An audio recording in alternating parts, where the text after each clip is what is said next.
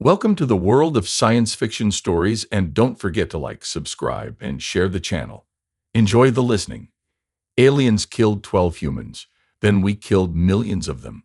Let me introduce myself. I am Grex Borlath, 3rd Strategic Commander of the Viraxian Empire's expansion fleet. Well, former commander. Not that titles matter much these days, not when there's barely an empire left to command. Oh, you caught that, did you? Yes, I said former.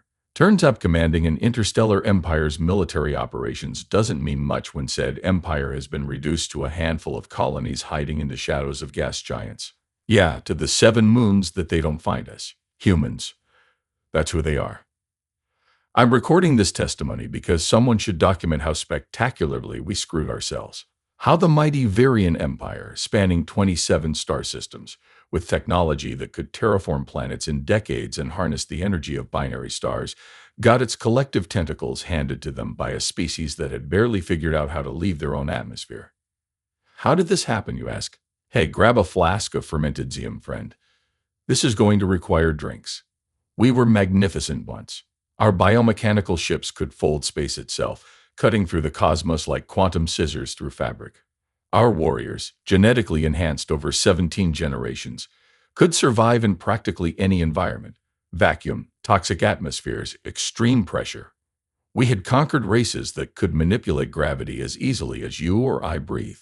The Viraxian superiority doctrine wasn't just propaganda. It was mathematical certainty. Every species we encountered fell into one of 3 categories: useful servants, interesting specimens, or irrelevant obstacles. We'd assimilate the first, study the second, and remove the third. This system worked flawlessly for 800 cycles. Then our long-range scout detected Earth, unremarkable in every way. 3rd rock from an average star, mostly water, atmosphere rich in nitrogen and oxygen. Primitive communication signals leaking into space suggested developing technology, but nothing concerning. Just another Category 2 civilization, another species to study, perhaps harvest for genetic traits, then subjugate or eliminate depending on usefulness. Standard protocol dictated observation before contact. We set up monitoring stations in their asteroid belt and on their moon. We watched their broadcasts, analyzed their conflicts, assessed their technological progression. Quaint. Our chief anthropological officer, Next Amber, called them fascinating. They've split the atom, but still fight over imaginary boundary lines. We laughed at their contradictions. So creative, yet so destructive. So capable of kindness, yet so willing to inflict cruelty. A species that could compose symphonies of profound beauty, then use the same ingenuity to design more efficient ways to kill each other. Humans are fascinating but ultimately harmless, Tamber concluded in her official report. Their tribal instincts and inability to unify makes them an easy acquisition target. Those words should be carved into the rubble of our once glorious cities. Fascinating but ultimately harmless, right? The Supreme Council voted unanimously to proceed with first contact, followed by swift integration into the Empire. A routine operation we performed dozens of times before. How were we to know that these particular beings would react differently? That killing a mere 12 of them would lead to the deaths of millions of us. But I'm getting ahead of myself. In the grand archives of galactic diplomacy, our first contact with humanity deserves special mention, not for its success, obviously, but for how catastrophically wrong one civilization can be about another. We chose to reveal ourselves on what humans called July 7th, at multiple locations simultaneously. Grand entrances are a Viraxian specialty: Beijing, Moscow, Washington, New Delhi, London. Our ships appeared in formation above their major population centers, a perfect hexagonal pattern that demonstrated both our technological precision and military coordination. You should have seen their primitive detection systems go haywire. Their digital networks exploded with activity. It was as if someone had kicked a hive of buzz beetles. Our intelligence officer, Krell Vanders, reported practically giggling as she monitored their reactions. Their military aircraft scrambled, pathetically slow compared to our vessels. Their weapons systems activated but remained mercifully dormant. Smart move on their part. Our shields could have absorbed their most powerful missiles and redirected the energy to make ourselves a nice cup of hot zill. Look at them panicking, Vanders said, showing me their news broadcasts. Humans running through streets, staring upward with expressions our xenopsychologists identified as awe, terror, and occasionally religious ecstasy. Some even knelt on the ground with hands raised, apparently mistaking us for their deities. Supreme Counselor Hesmoro found this particularly amusing. They think we're gods. How convenient for us. Our initial scans confirmed what our remote observations had suggested, their technology laughably primitive, their weaponry barely worth classifying, their genetic structure interesting but unremarkable, with potential for enhancement. They've divided themselves into nearly 200 separate political entities. Our political analyst Jiba Kento noted. Exploit these divisions and conquest becomes trivial. We monitored their communications as their leaders struggled to formulate responses. Some urged communication, others preparation for conflict. They couldn't even agree on which language to use should they initiate dialogue. We watched their so-called United Nations dissolve into bickering and accusations. This is almost disappointing, Morrow yawned during our 7th briefing. I expected more from a species that created such fascinating art. We gave them 3 planetary rotations to process our presence before broadcasting our message. It was standard first contact protocol. Greetings, declaration of Varian authority, outline of integration options, deadline for response. We transmitted in all their major languages simultaneously, a courtesy most species appreciate. Their response: silence from their leaders, their populations. Chaos. Some humans formed welcoming committees, others stockpiled supplies and weapons. Religious groups proclaimed end times, scientists begged for unity. Military leaders demanded preemptive strikes. They're fracturing, exactly as predicted, Kento reported proudly. Their inability to present a unified response makes this textbook. When their deadline passed without official acknowledgement, we proceeded to phase 2. Selective demonstration. The Supreme Council selected a location called Geneva, Switzerland, for our first ground presence. Supposedly neutral territory where humans conducted international diplomacy. The perfect symbolic location to establish our authority. We deployed a small delegation, 12 representatives protected by standard security measures. Their mission: formally present the terms of planetary integration to whoever appeared most capable of speaking for their species. The outcome of that meeting would change galactic history forever, but not in the way any of us anticipated. Remember when I mentioned drinks? Now would be a good time for another. I'll have one too. Thank you very much. The Geneva Incident. That's what humans called it later in their propaganda broadcasts. We had a different name for it. Standard procedural adjustment. Shows you everything about the gap in our perspectives, doesn't it? Our delegation touched down in a large open space called Parc des Bastions. Commander Thax Reuven led the team, which included diplomatic, scientific, and security personnel, all veterans of first contact scenarios. The best of the best, or so we thought. Humans had assembled their own delegation, representatives from their United Nations Security Council, 5 primary nations, and several advisors. We'd studied their hierarchy and understood these were significant decision-makers, though not the absolute rulers we'd have preferred to deal with. Security measures on both sides were extensive. Humans had surrounded the park with military forces in a durable display of caution, with their projectile weapons and armored vehicles. Our team carried standard non-lethal suppression equipment and personal shields, plus, of course, the automated defense systems built into their ceremonial armor, programmed to respond to any perceived threat. That was the problem, perceived. The meeting began cordially enough. Formal introductions, exchange of symbolic gifts. We presented a self-sustaining bioluminescent crystal. They offered some hideous metal sculpture representing hands holding a globe. Then Commander Reuven presented the Integration Edict, standard document listing the changes required of their civilization, resources to be allocated to the Empire, and the benefits they'd receive in exchange. Technological advancement, medical improvements, protection from other cosmic threats, the usual package. As Reuven spoke, our linguistic specialists noted increasing agitation in the human delegation. Their biological readings, heart rates, oral fluctuations, micro-expressions, all indicated growing hostility. This is normal, Specialist Dora Vass assured Reuven through their neural link. Species commonly display resistance before accepting inevitability. The human designated as Chinese representative spoke first after the presentation. You come to our world and expect us to simply surrender our sovereignty. This is unacceptable. Reuven, following protocol, reminded them of the alternatives. Resistance would be unfortunate. We prefer peaceful integration, but history shows this can be accomplished through other means if necessary. That's when everything went sideways. A human security officer reached inside his jacket. Our automated defense systems, registering potential weapon retrieval, activated. A focused sonic pulse knocked the human unconscious. Panic erupted. Another human shouted something lost in translation. Two more security personnel moved forward. Worries.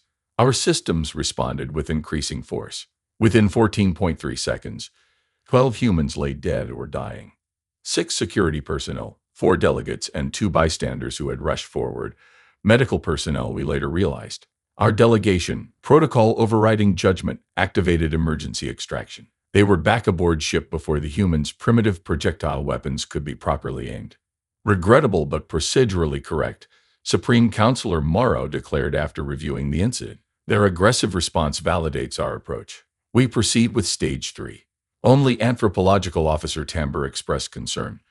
Their reaction seems extreme compared to historical first contact patterns. We should consider. Consider what?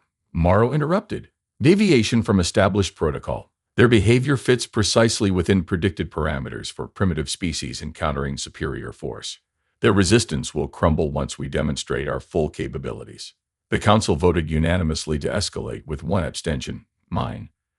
Not from any particular insight, I assure you, merely procedural caution. For that meaningless gesture, I alone among the Command Council survived what came next. Because what happened in the following 60 planetary rotations defied every prediction model in our extensive archives of species contact. Humans, it turns out, don't respond to intimidation like other species.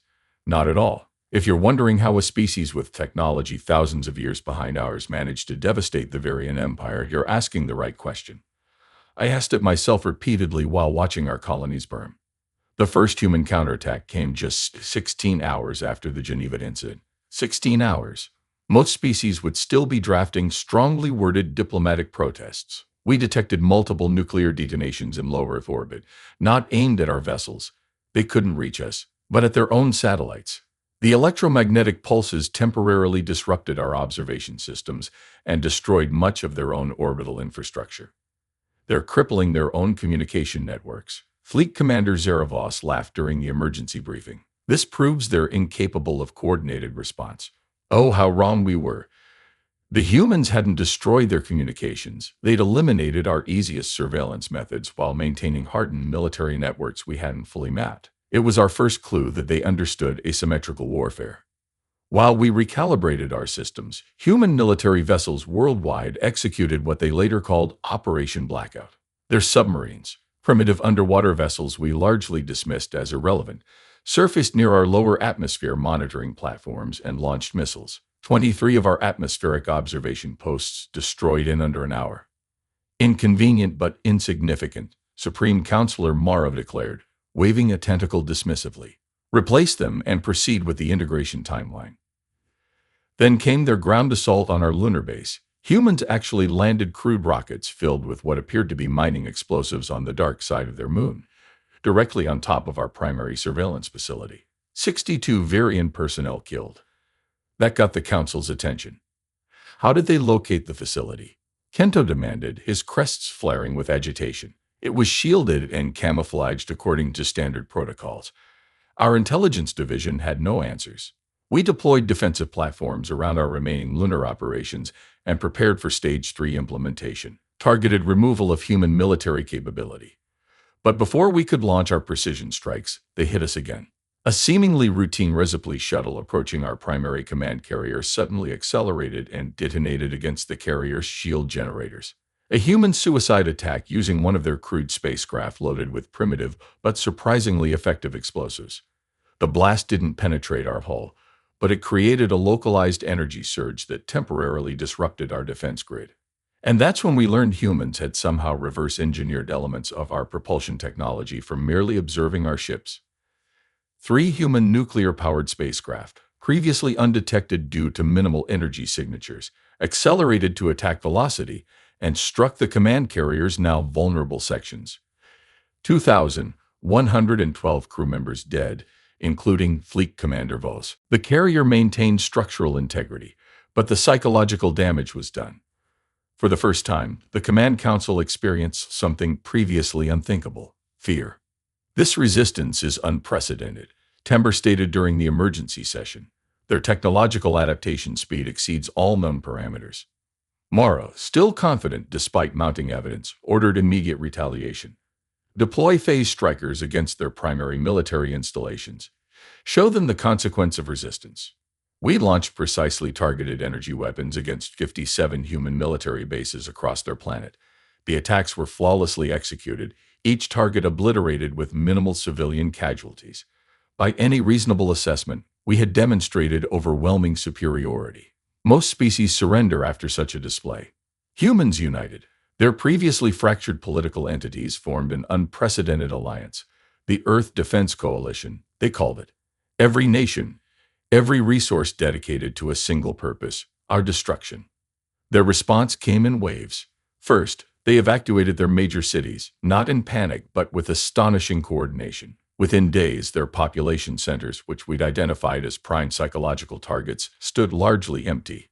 Then their counterattack began in earnest. Thousands of small, independently operated vessels swarmed our positions. Many were destroyed by our automated defense systems, but some got through. They didn't need to cause significant damage, just create momentary gaps in our sensor coverage, gaps their primary weapons exploited. Humans had taken our shield specifications, gleaned from debris and observation, and designed weapons specifically to bypass them, not through superior technology but through creative application of their existing capabilities. They're not fighting according to any established doctrine, our tactical officer complained, as if the humans were somehow cheating by not following the rules of interstellar combat. That's when I began to understand our fundamental mistake. We had evaluated humans as we would any species, measuring their technology, their political structures, their apparent divisions. We had completely failed to measure their resolve. By the third planetary rotation of what humans were now calling the invasion war, our Command Council finally recognized the severity of our situation. These weren't the typical disorganized resistance efforts we'd encountered across the galaxy. This was something else entirely. Deploy the Class 4 planetary subjugation fleet, Morrow ordered, his voice carrying that particular harmonic pitch that indicated stress in our species. End this primitive resistance before it further damages Imperial prestige. The subjugation fleet, 8 capital ships, each capable of sterilizing a continent, arrived within 48 hours. Commander Brafuel, a decorated veteran of 17 planetary integrations, took operational control. I've reviewed the situation, Fuel announced during his first briefing.